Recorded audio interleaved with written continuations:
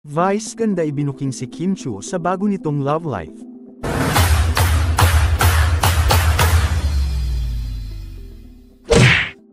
Kamakailan lamang ay binuking ng It's Showtime host at unkabogable star na si Vice ganda ang kanyang co-host na si Kim Chiu patungkol sa pagkakaroon nito ng panibagong boyfriend, nagparinig rin sa dating karelasyon ng aktres na si Sian Lim.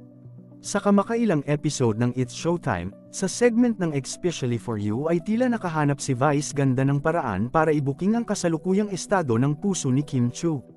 Napag-alaman ni Vice ganda na ang dahilan ng paghihiwalay ng kanilang contestant ay dahil may mahal na silang iba.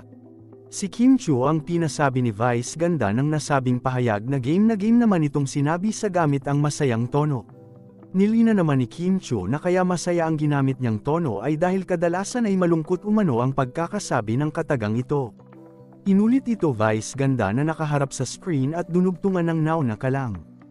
Bagamat hindi naman nabanggit ang pangalan ni Sian Lim, marami ang naghinalang si Sian Lim talaga ang tinutukoy nito dahil sa pagkakaroon ngayon ng panibagong girlfriend ni Sian Lim. Ayon naman sa ilang mga netizens ang pahiwatig rin umano ito ni Vice ganda na mayroon ng panibagong minamahal ngayon si Kim Chiu na pinaniniwalaang si Paolo Avellino. Hindi naman kasi ito ang unang pagkakataon na nagbigay ng pahiwatig si Vice ganda patungkol sa pinagdadaanan ni Kim Chiu sa kanyang buhay kaya naman nasasanay na ang mga madlang people sa pambubuking ni Vice ganda. Sa ngayon ay hindi pa rin inaamin ni Paolo Avellino at Kim Chiu ang kanilang relasyon at tanging sagot nila sa mga naging panayam sa kanila ay ginagawa lamang nila ang kanilang trabaho bilang on-screen partners.